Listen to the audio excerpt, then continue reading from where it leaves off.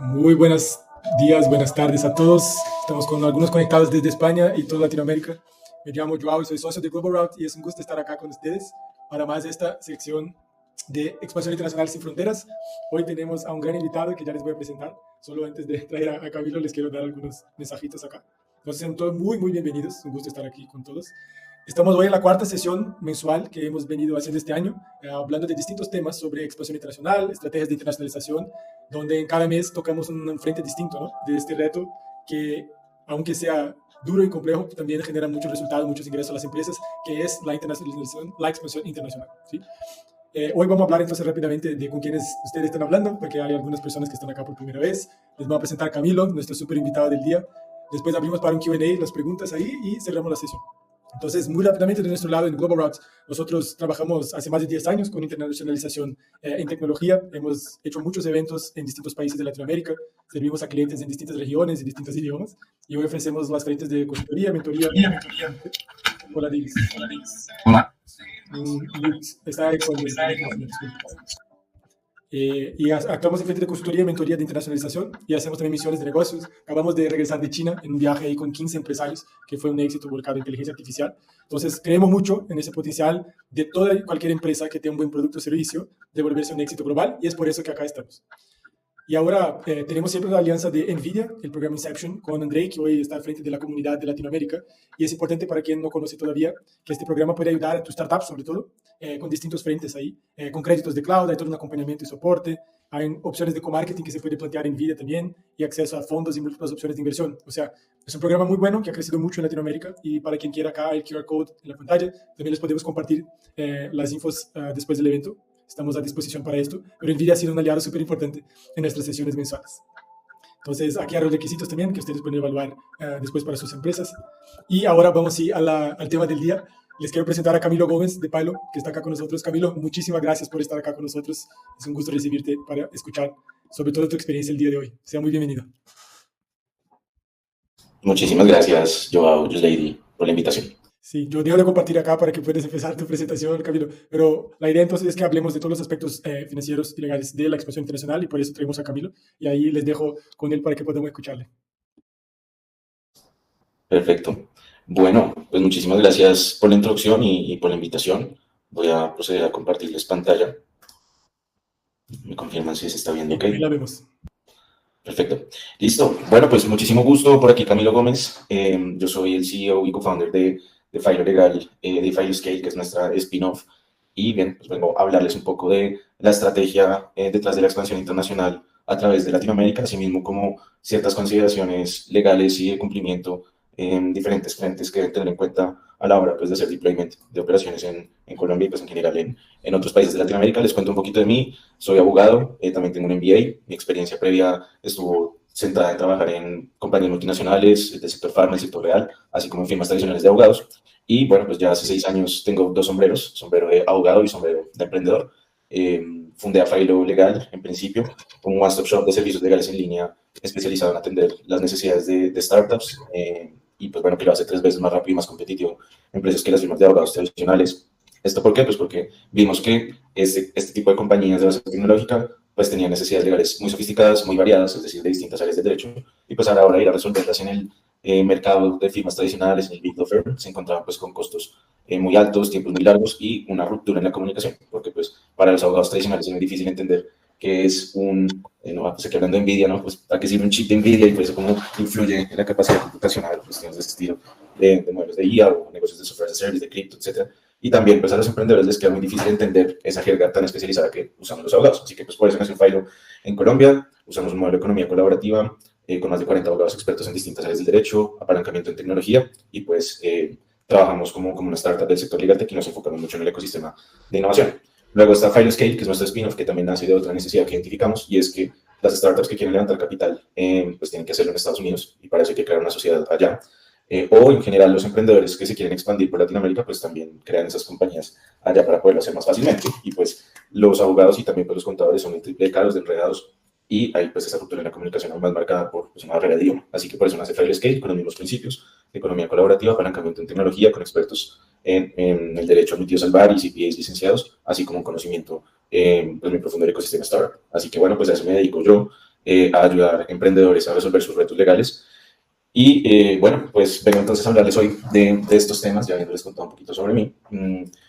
En principio, pues porque sé que muchos de ustedes han tenido este tipo de retos a la hora quizá de abrir una compañía en Estados Unidos y encontrarse con que pues hay que hacerlo con una de las plataformas automatizadas que hay por ahí en el mercado, que son muy baratas y que aparentemente son rápidas, pues porque las firmas de abogados son muy caras, y pues se demoran 5 meses luego en poder abrir la cuenta bancaria y pierden oportunidades de inversión, o abren las compañías y se les olvida que hay que declarar impuestos, así no ya había algún tipo de movimiento y se encuentran con pues, comunicaciones muy asustadoras de multas de por ahí $25,000, etcétera. Y pues sabiendo que todos ustedes tienen en común pues que están en la TAM o quieren entrar a la TAM, porque pues es un mercado muy, muy interesante, es grande, y hay muchos dolores por resolver con tecnología, y pues también en vista de que pues nuestros países latinoamericanos, como les decía, dependen mucho de la inversión extranjera para levantar capital, como lo muestra esta gráfica, o que si no están interesados en levantar capital, pues quieren crear su sociedad en Estados Unidos y empezar a operar desde allá, porque les queda más fácil cobrar, ¿no? Porque para nadie es un secreto que cobrar internacionalmente de un país a otro de Latinoamérica pues es una pesadilla, ¿no? Y muchas veces, si bien existen pues pasarelas como Kushki y Lira, pues la más fácil, ¿no? Es Lira, y Lira, perdón, es Stripe, y Stripe solo funciona pues en principio con compañías norteamericanas. Pues bueno, por ahí es por donde quiero como empezar a enfocar la conversación, y es reconocer que hay una realidad en la que se van a crear compañías en Estados Unidos que sean las holding companies que levantan venture capital para luego pues fondear con capital de trabajo las sociedades subsidiarias, o ni siquiera, digamos, levantan capital, sino que van a operar desde Estados Unidos, ¿no? Y ahí surgen pues muchas dudas, qué tipo de sociedad crear, si hacerlo en Delaware, en Florida, cómo presentar impuestos en Estados Unidos y otros países. Y bueno, por eso, pues aquí en esta charla pretendo resolver muchas dudas respecto de ese tipo de estructuras y luego toda la maraña de temas legales que tienen que tener en cuenta en los demás países de la TAM, y eventualmente pues que consideren apoyarse en Filo legal o FiloScale para apoyarse, pues para resolver estas necesidades, pues porque somos como ese mundo intermedio entre la plataforma automatizada que no les da mucho, pues no les da consultoría, no les da apoyo, y pues tampoco somos la firma de abogados o de contadores pues carísima, sino que habla el idioma del emprendimiento y que les da ayudar. Ahí tenemos pues por este webinar que estamos haciendo, pues unos precios especiales para ustedes, creaciones de sociedades desde $990 en Estados Unidos, el tax filing desde 1,600, la estructura de un option pool para ofrecer acciones a sus colaboradores a través de Vesting también desde 990. Así que bueno, pues al final de la llamada les voy a poner un código QR para que generen una llamada con nosotros y que conversemos, que nos cuenten un poco de su empresa y pues vemos si podemos ayudarlos. Pero bueno, pues ya yendo al meollo del asunto, ¿no? Hay dos posibilidades, como les decía, la sociedad en Estados Unidos operativa o la sociedad holding en Estados Unidos y unas operativas en Latinoamérica. Entonces, parémonos un poco sobre algunos ejemplos para entender cómo se ven este tipo de estructuras. Pensemos en Acme. Acme es una startup de software as a service de corporate trading, cobra a sus clientes corporativos en varios países desde su compañía de Estados Unidos por temas de facilidad, y pues desde ella mismo gestiona a todos sus colaboradores, proveedores y demás. Entonces, un poco a nivel gráfico, esto estamos viendo. No solo existe una compañía en Estados Unidos, Acme Inc., cobra a todos estos clientes en Chile, en Perú, en México, en Colombia, incluso a veces puede llegar a tener clientes también en Estados Unidos, si se creó esa sociedad, no solo para expandirse más fácil a través de la TAM, sino en Estados Unidos. Y desde aquí mismo tiene los flujos de egresos hacia diversos países de Latinoamérica, a veces pues utilizando plataformas como Deal, Top. Seguramente pues algunos de ustedes estén familiarizados y ya estén usando este tipo de estructura, ¿no? Ahora, pues también es posible ver este otro tipo de estructura, la misma Acme, pero que sobre todo si está en un negocio B2B, se empieza a encontrar con la necesidad de crear sociedades subsidiarias en Latinoamérica, como hijitas de esta compañía que creó en Estados Unidos, y pues también gestionar allí a sus colaboradores y proveedores, ¿no? Vemos este tipo de estructuras entonces. Y sobre todo esto, ¿por qué pasa? ¿No? Porque en los negocios B2B empiezan a darse cuenta las compañías que sus clientes corporativos, ¿no? Estos de acá, empiezan a decirles, hey, yo para poderte pagar a ti, pues eso es un gasto, y ese es un gasto que yo me quiero deducir de mi impuesto de renta. Y para podérmelo deducir, sea en Colombia, sea en México, en general en la gran mayoría de regímenes latinoamericanos, es necesario aplicar una retención en la fuente por concepto de impuesto de renta, ¿no? A veces es del 20%, a veces del 30%, depende. Y esto es sobre el valor bruto, no es sobre la utilidad que eventualmente tenga la compañía. Y si estos clientes corporativos en la TAM no hacen esa retención y se le entregan a la autoridad tributaria, pues no se pueden deducir ese costo y ese gasto. Y hay en algunos casos, en algunos países, por ejemplo Colombia, Perú, son solidariamente responsables, es decir, la autoridad tributaria puede decirles, tú no le retuviste a tu proveedor, entonces págame tú, ¿no? Así que es por eso que se empieza a ver un poco el fenómeno de tenemos que venir a incorporar una sociedad una sociedad subsidiaria en los países donde queremos operar, como les digo, principalmente en mercados B2B. Y bueno, pues si esta compañía va a tener muchos ingresos, ojalá muchos, pero bueno, va a tener ingresos, pues tendrá unos costos y unos gastos también, por supuesto, para que pues baje la base de de renta, de utilidad, y pues finalmente se paguen impuestos en este país sobre lo que debe ser, lo que es la utilidad, obviamente unas tarifas que pues ya varían entre cada uno de ellos, en el caso de Colombia es del 35%. Pero es mucho más beneficioso venir y pagar 35%. Si yo tengo un negocio donde facturé $100 y luego tengo costos de 90, pues pago 35% sobre $10 que es mi utilidad, versus que me retengan 20% sobre 100. ¿Me explico? Así que bueno, pues esta es la realidad. Por otro lado, pues en este tipo de estructuras funcionan más para compañías que tienen negocios B2C.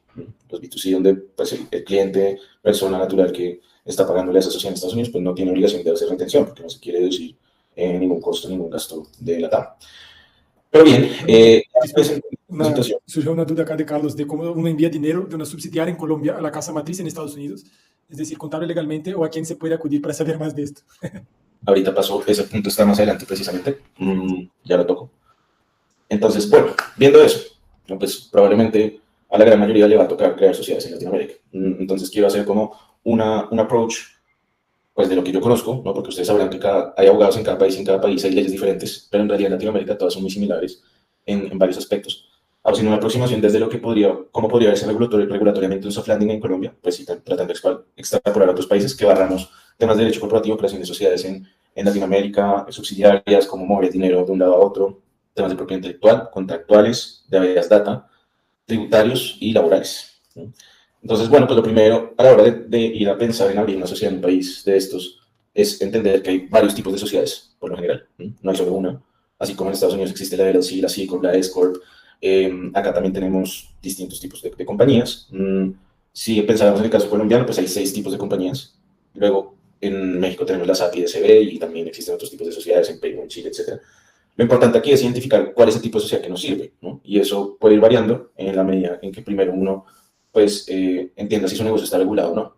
Por ejemplo, si uno quiere entrar a hacer un negocio regulado por el derecho financiero en Colombia, hacer un crowdfunding, hacer otro tipo de compañía, ¿no? De lending, de intermediación financiera, entre otras, es probable que necesite una sociedad anónima. Pero si está en un negocio de seguros y que requiera pues, una autorización también para hacer esa actividad, si es alguno de los sectores regulados de ese mercado, pues puede requerir una sociedad limitada. Pero si uno no está regulado de ninguna manera, pues váyase por la SAS, que es la sociedad como más flexible, ¿no? Menos costosa de incorporar y de mantener. Y eso mismo se reproduce en todos los demás países. Entonces la primera pregunta que se tienen que hacer es, si mi negocio está regulado, ¿qué tipo de compañía debo crear? Porque muchas veces van a crear la que es más fácil de crear y luego se encuentran que tienen que hacer una transformación a otro tipo societario o incluso cerrar esa compañía y abrir una nueva. Esa es la primera reflexión que deben tener en cuenta. Ahora, el abrir la sociedad, hay países donde es mucho más fácil y otros donde es más difícil, ¿no?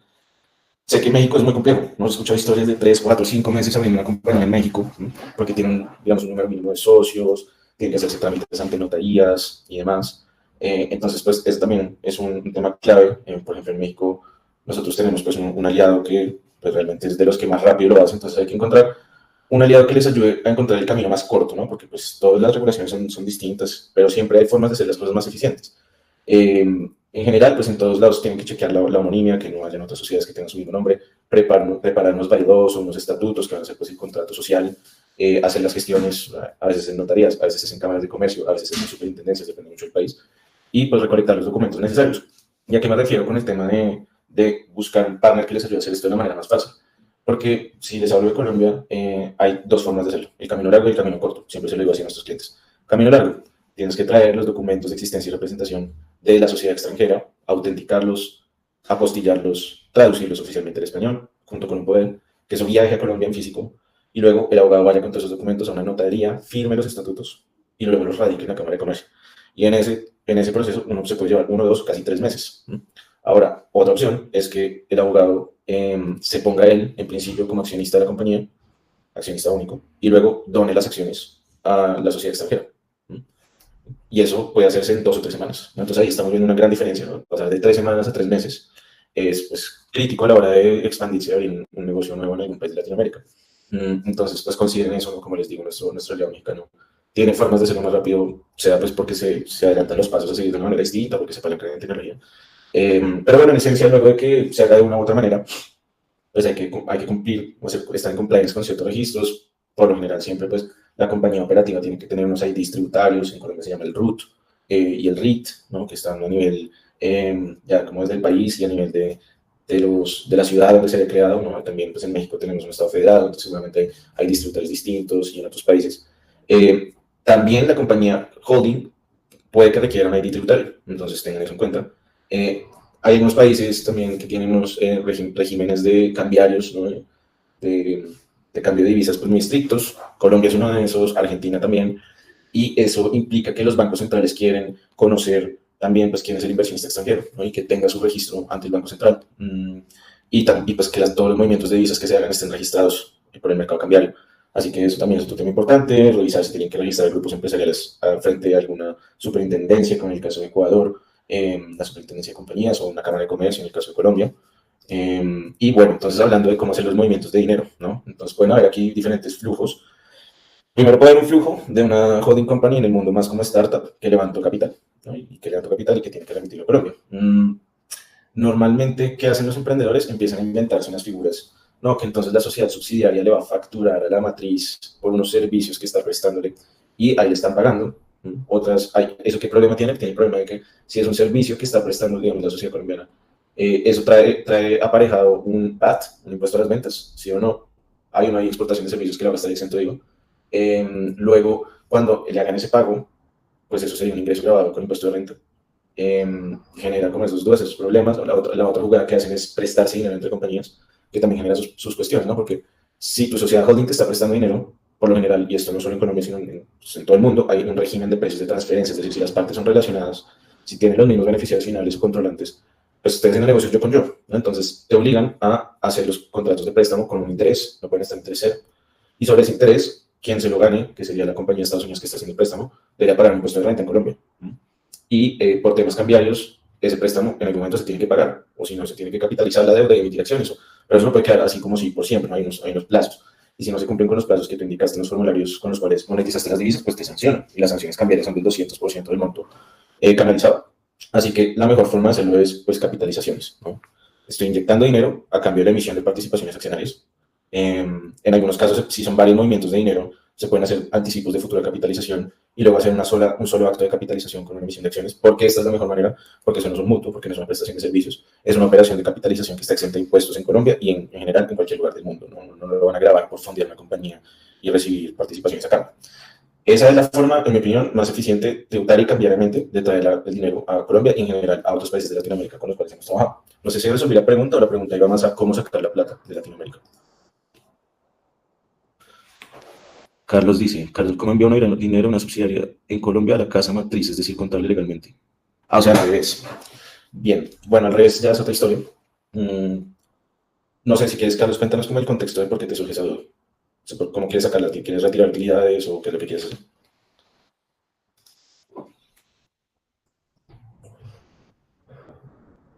Yo no sé si Carlos puede abrir el micrófono. Sí, pueden.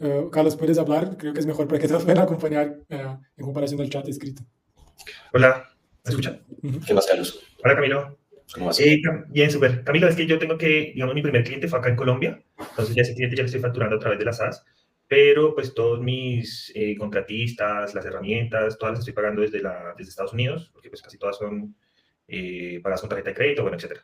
Entonces, pues yo soy bootstrapper, todavía no tengo como inversión, entonces los ingresos es a través de la empresa que estaba facturando aquí en Colombia. Entonces, pues ya como tengo la necesidad de pagar contratistas y eso, pues quería enviar lo que ya me consignan aquí en Colombia, Estados Unidos, y Estados Unidos sí a facturar todos los costos que tengo asociados. Ya. Bueno, este es un escenario más complejo, ¿sí? Porque entonces tú estás teniendo ingresos acá, muchos ingresos, no tienes costos y gastos para deducirte. Entonces, ahí sí, pues bueno, por lo menos no todos, porque pues tienes la mayoría de tus contratistas allá. De pronto en ese caso sí tienes que revisar que tu compañía de Estados Unidos le facture a la colombiana, con eso tienes un costo, un gasto. Pero a la hora de pagarle, tienes que tener en cuenta que puede que tengas que estar obligado a hacerle la retención del 20% para que luego te puedas deducir ese costo y ese gasto de tu renta en Colombia.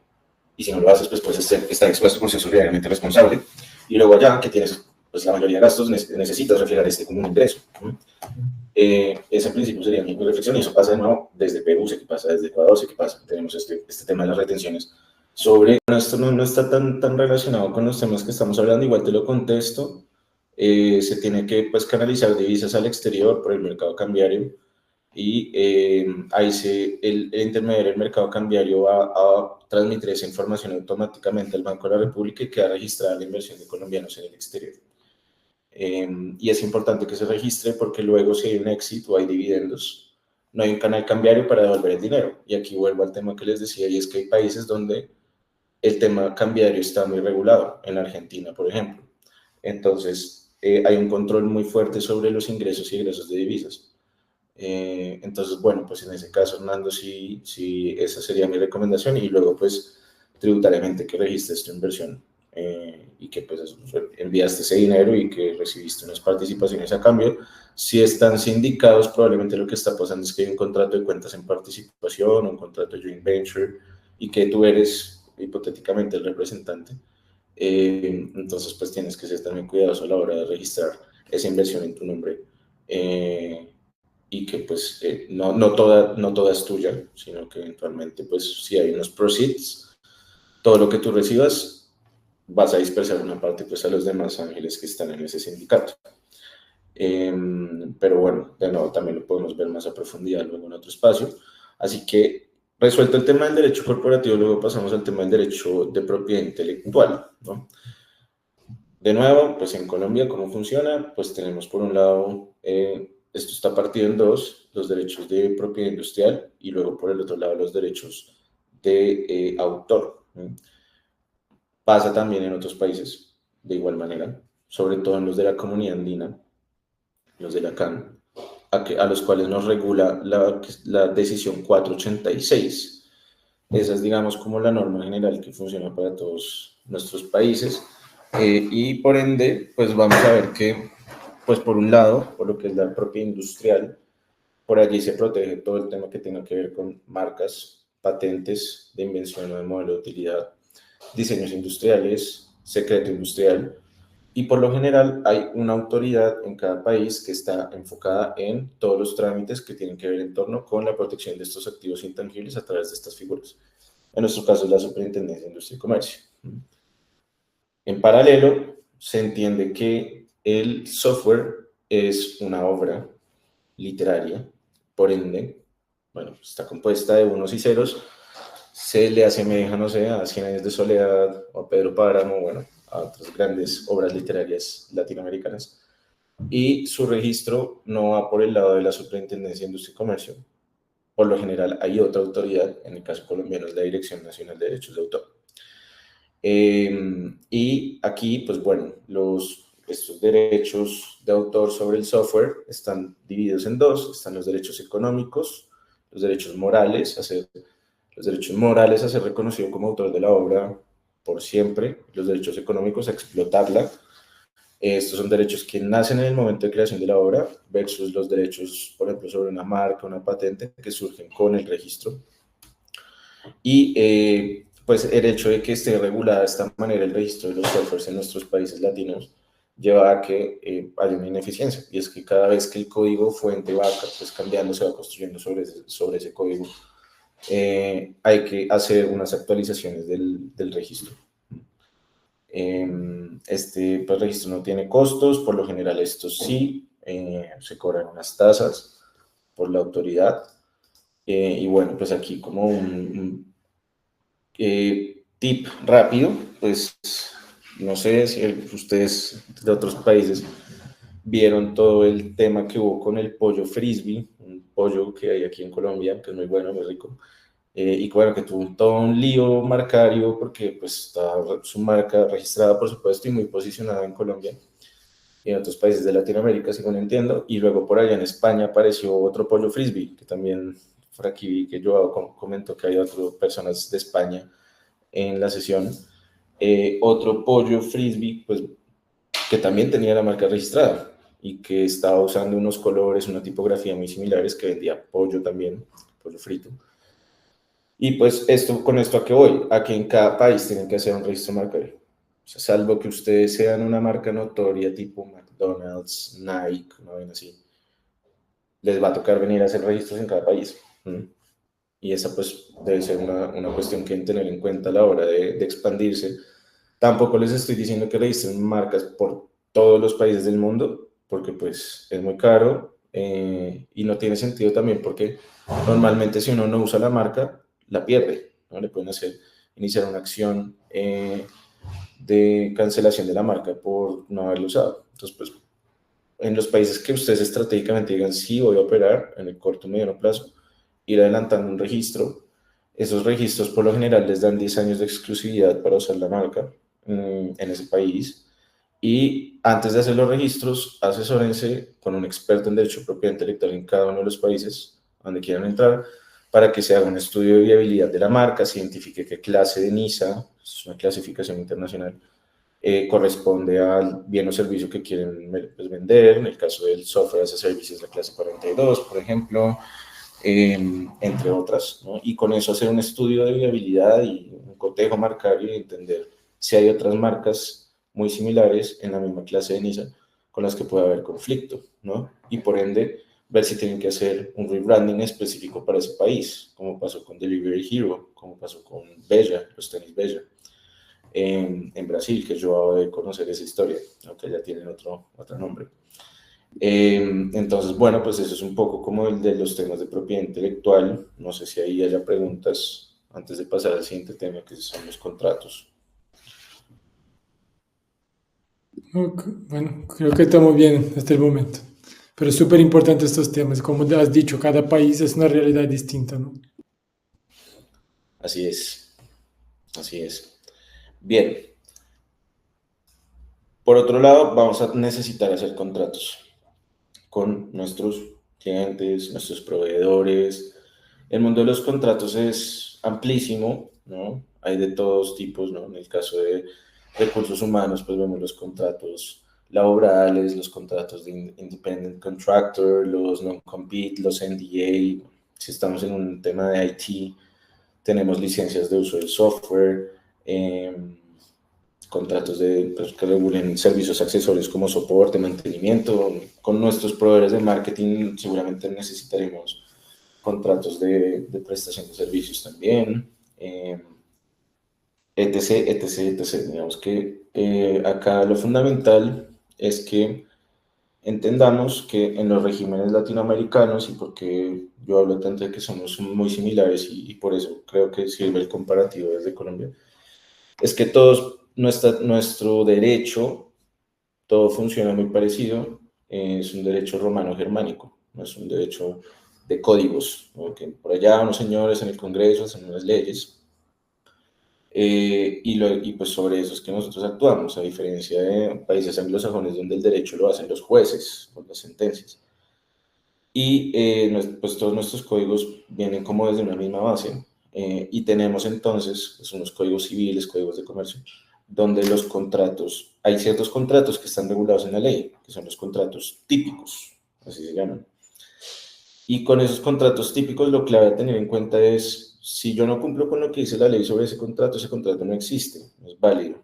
Si, por ejemplo, el Código de Comercio dice que el contrato de préstamo de mutuo, para existir, hay que tener pues un dinero, la obligación de devolver un dinero con un plazo y unos intereses. Si yo no pacto un plazo, eso no es un contrato de mutuo.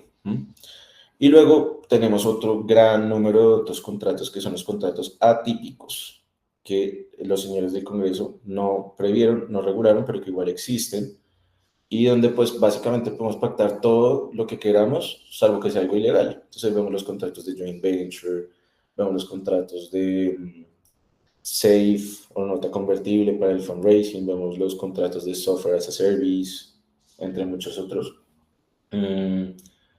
Y bueno, pues eso es lo clave, ¿no? Ahora pues ya más aterrizado a negocios pues, innovadores y eso que es lo que estamos hablando acá. Tenemos los negocios B2C, ¿no? Volviendo al tema de los B2Cs, pues por lo general se utilizan unos términos y condiciones. Los términos y condiciones, ¿por qué? Porque es más fácil escalar así, porque pues yo no me pongo a firmar un contrato con cada uno de mis clientes si me está contratando, no sé, un curso, no sé, yo soy Platzi, me estoy vendiendo una suscripción para que tomen un curso. Acá clave es, los términos y condiciones son un tipo de contrato, una forma de contrato que es un contrato de adhesión. Yo pongo las reglas, tú las tomas o las dejas, si quieres tomar mi servicio. ¿No? Y dentro de esos términos, de ese contrato de adhesión, términos y condiciones, ahí hay diferentes tipos contractuales. Pueden ser típicos, atípicos. ¿No?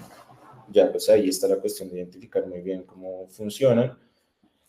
Y en estos escenarios no se suele necesitar pues ese contrato eterno, ¿no? Que negociado, firmado, ¿verdad? Y pues muchas veces pues nadie los lee. Pero si uno está en B2B, probablemente sí se encuentre con que sus clientes corporativos no están muy cómodos con los terms and conditions, porque sí quieren negociar un contrato. Entonces aquí sí puede que se vean pues en la necesidad de hacer un contrato como más tradicional. Y acá viene una pregunta que hacen muchos y es, ¿tengo que hacer unos términos y condiciones con abogados de cada país del que yo vaya? Y la pregunta en principio, y la respuesta en principio es sí, yo creo que sí, porque pues en cada país, ¿no? Tenemos el tema de que son típicos, atípicos y también que hay otras regulaciones que aplican, no sé si están en un tema B2C, pues hay unos derechos, unas leyes del consumo que van a aplicar, pues si está en el negocio financiero, pues hay otro tipo de leyes y así sucesivamente. Ahora, de nuevo, así como...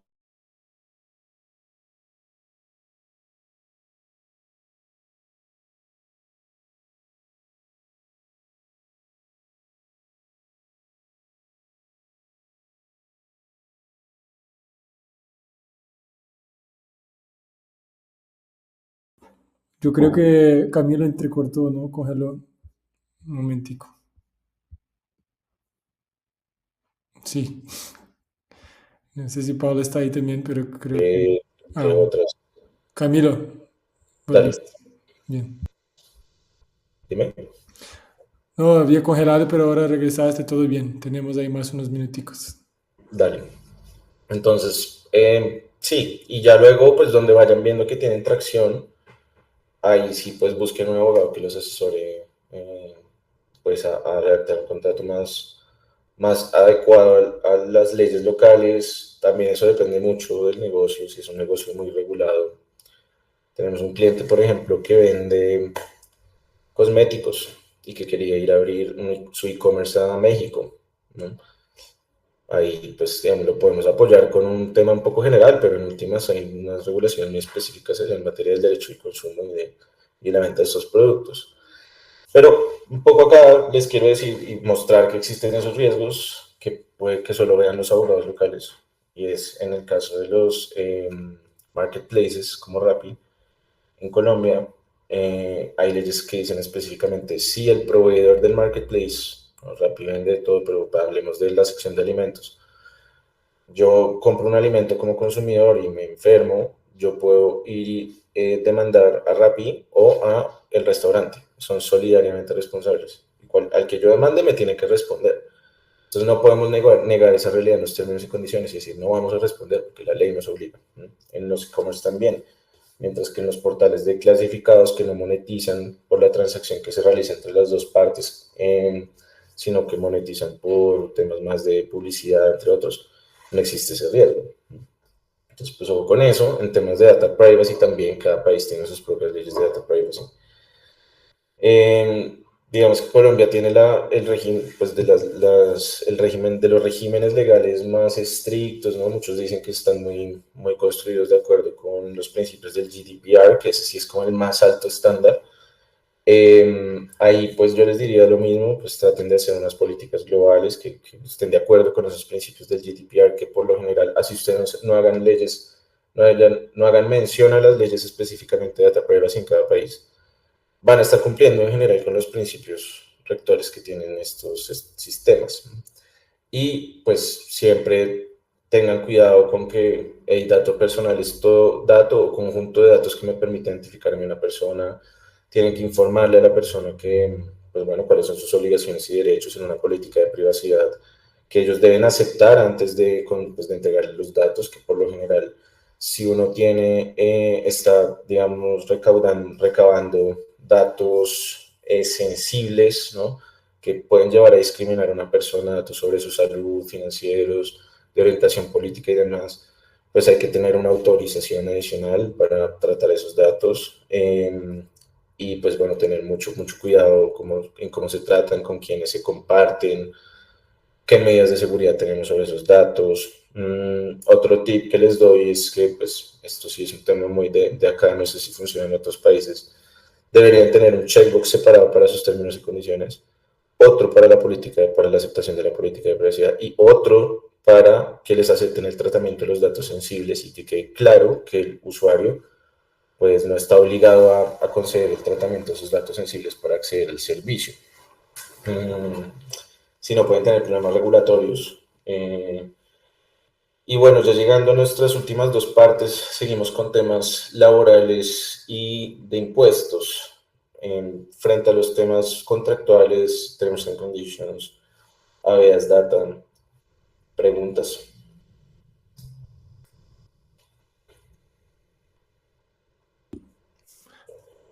¿A alguien le gustaría hacer alguna pregunta específica a Camilo? No, ok, bueno, podemos seguir entonces, Camilo. Perfecto. Bien, pues desafortunadamente, por lo menos en Colombia, pero también entiendo que en la gran mayoría de países latinoamericanos, tenemos unas tasas impositivas muy altas, ¿no? Si uno viene acá, por ejemplo, pues tiene un VAT, un IVA del 19%. Existe un impuesto muy extraño que no existe en otro lugar, que se llama el gravamen de los movimientos financieros, GMF, 4 por mil. Por cada peso que se mueve por el sistema financiero, a uno le quitan 4, por cada el 0,4%. Luego hay impuestos al consumo, el impuesto de rentas del 35%, hay impuesto de patrimonio, muchos impuestos, muchos. Acá sobre todo el llamado es a que en cada país, si están en negocios como startups y demás, hay excepciones para los negocios de software as a service, por lo menos exclusiones para que no tengan que facturar IVA o VAT. Deberían revisar eso con expertos tributarios en cada país. Y también pues tener muy presente todo este tema que les explicaba yo al principio, y es, muchos crean su sociedad en Estados Unidos y la conecta a Stripe, súper fácil que me paguen, sí, claro. Pero luego te vas a empezar a encontrar con la realidad, y es que tus clientes te dicen, ve, pero tú me estás cobrando 100, pero yo te tengo que retener 20 pesos o dólares o lo que sea, para entregárselos a mi autoridad tributaria. Y ahí es donde ustedes estratégicamente tienen que pensar, bueno, ¿yo qué prefiero? ¿Que me retengan 20 de 100 dólares o crearme una sociedad en estos países latinos, tener ahí pues el pago que me hagan? Seguramente habrá una retención a nivel local, pero no tan alta. Y luego tengo pues allí mis proveedores y demás. Tengo al final una utilidad de 10 dólares y sobre eso pago una renta. Si es Colombia el 35%, pues pago 3.5 dólares. 20 dólares en la fuente, o sea, sobre el revenue, ingreso bruto, y en ese momento, que eso afecta a la caja y es mucha más plata, versus el año siguiente cuando tengo que declarar y pagar impuestos como todas las otras entidades locales y pagar pues 2, 3 dólares. Entonces, pues ese es un tema bien importante a tener en cuenta. Y bueno, esa es principalmente la razón por la cual pues se toman decisiones como estas de empezar a abrir sociedades en cada uno de los países, ¿no? Ahora, puede haber también pues, en cada país excepciones, ¿no? Por ejemplo, Netflix, Spotify, estas plataformas ya muy grandes tienen un régimen especial y pueden obtener un ID tributario y pagar impuestos solo sobre su utilidad, y en el momento en que se pagan impuestos directamente en una cuenta bancaria en el extranjero del Ministerio de Hacienda de la DIAN con una tasa del 3%. Entonces son pues ya cuestiones donde toca entrar en mucho detalle, pero sí la cuestión tributaria es bien compleja, ¿no? Esa retención, no alcancé a ver. Esa retención que le hacen a los clientes en Stripe, ¿es qué porcentaje por país o solo por colombiano? Eso cambia mucho. A ver, si estás en B2B, tus clientes corporativos en Colombia deberían estar haciendo un 20-30% de retención si son servicios profesionales. En Perú sé que están del 20%. Entonces depende del país, ¿no? Pero lo que está detrás de esto es si la persona que está contratando el servicio es un residente fiscal de ese país latino y está aprovechando el servicio en ese país latino, eso debería pagar renta, ¿no? Y entonces la autoridad tributaria de cada país dice, bueno, pues yo cómo voy a ir a cobrarle allá a Acme Inc. No voy a ir hasta Estados Unidos a Delaware a iniciar un proceso a cobrarle, no va a pasar. Entonces, ¿cuál es la forma más fácil de cobrar? A los que sí puedo apretar, por así decirlo, que son las sociedades latinas, les digo, retengan en la fuente, ¿m? Porque yo no tengo otra forma de cobrarle a esta persona. Luego, si hay tratados de doble tributación, entonces podrías, entre los países involucrados, podría venir a decir la compañía de Estados Unidos a la autoridad tributaria de Estados Unidos, hey, es que usted allá en Colombia, la autoridad tributaria me retuvo un dinero. Entonces, eso apliquémoslo como un crédito fiscal a lo que yo tengo que pagar en Estados Unidos. Pero desafortunadamente, entre Estados Unidos y Colombia no hay tratado de doble tributación. Y con la gran mayoría de países latinoamericanos no existe, si acaso con México. Entonces, como no es posible utilizar ese crédito fiscal, es ahí donde uno dice, bueno, pues me va a tocar ir a abrir una compañía en Colombia o en Perú. Ya luego si hablamos entre otros países de Latinoamérica cambia, ¿no? Entonces digamos Chile es un país que tiene muchos tratados de doble tributación con otros países de Latinoamérica, donde entonces pues podríamos estar facturando desde Colombia a un cliente chileno que nos haga la retención y luego nos aplicamos esa retención en nuestra propia renta en Colombia. Pero digamos que también además de los temas tributarios, pues viene ya el tema más comercial del área de procurement, y es que las compañías, los B2Bs, por lo general dicen, yo quiero que tú tengas una sociedad incorporada aquí, porque es que si tú me quedas mal, yo te quiero demandar acá. Entonces, bueno, pues eso sería ahí. Y bueno, por último, temas laborales, también hay que tenerlos muy en cuenta. En Brasil, por ejemplo, la carga prestacional y parafiscal es muy alta a la hora de contratar gente. Colombia también, y puede que aumente por una reforma laboral que está a punto de aprobarse. Acá solo dejar como estas reflexiones, y es que por lo general existen dos tipos de formas de contratar a la gente en Latinoamérica. O eres empleado, porque hay una prestación personal de un servicio a cambio de un pago, pero y además hay subordinación, o eres un contratista independiente. Y si eres un contratista independiente, a pesar de que me prestas un servicio personal y yo te pago, tú no estás subordinado y tienes autonomía técnica y científica para ejecutar tu labor. Muchas veces pues se pasa a contratar gente, en el caso pues colombiano, a través de contratos de consultoría y de este estilo, para, digamos, ahorrarse la carga fiscal. ¿Por qué? Y para fiscal, porque en el caso de los empleados hay que hacer unos aportes a pensión, donde se divide la carga, 12% y 4% empleador-empleado, el aporte al sistema de salud del 12% del salario, también está repartido, y muchos parafiscales más que no voy a detallar, pero más o menos un empleado empleado como tal, tú le pones un salario de, no sé, $1,000 y te termina costando un 40% más. Te termina costando 1,400, una cosa así. En el contrato de prestación de servicios, no, tú le pagas 1,000 y esa persona se encarga de hacer sus pagos de pensión y de salud. Entonces, por eso uno tiende como empresario quizá a llevar a estos colaboradores más por el lado de un contratista independiente. Pero el riesgo está en que si existe subordinación,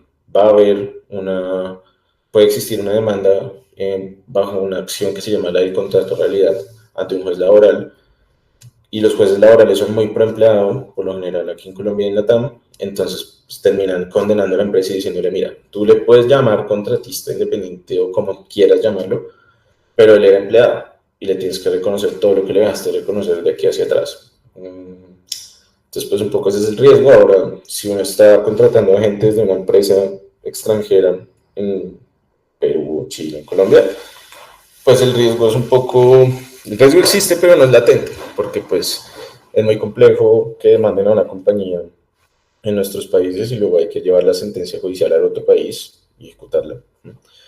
Entonces, eso puedes incentivar un poco el asunto ahora, tener compañías subsidiarias, se aumenta el riesgo y si ven cómo pensárselo muy bien. Entonces, bueno, pues preguntas aquí como para cerrar.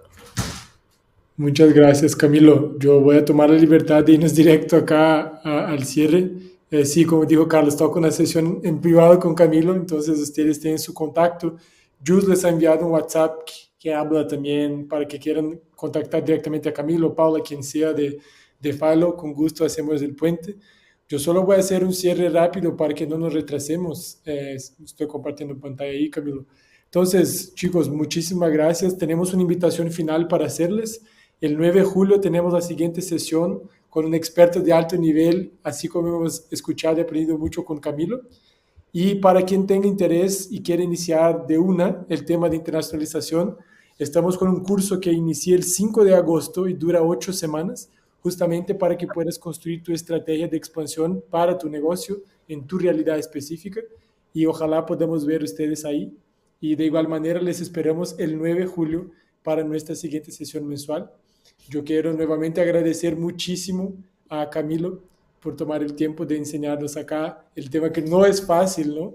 De tema de aspecto jurídico y financiero. Y esperamos que ustedes puedan entrar en contacto con Filo porque seguramente son un proveedor de altísimo nivel que les puede ayudar a crecer muchísimo. Muchas gracias, Camilo. Claro que sí, con mucho gusto, muchas gracias por la invitación.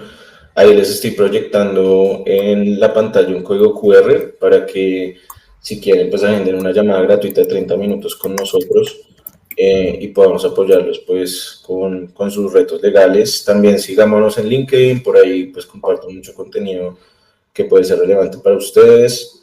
Y nada, escaneen el código, nos escriben pues que vienen de la charla de Global Root para poderlos identificar, por favor.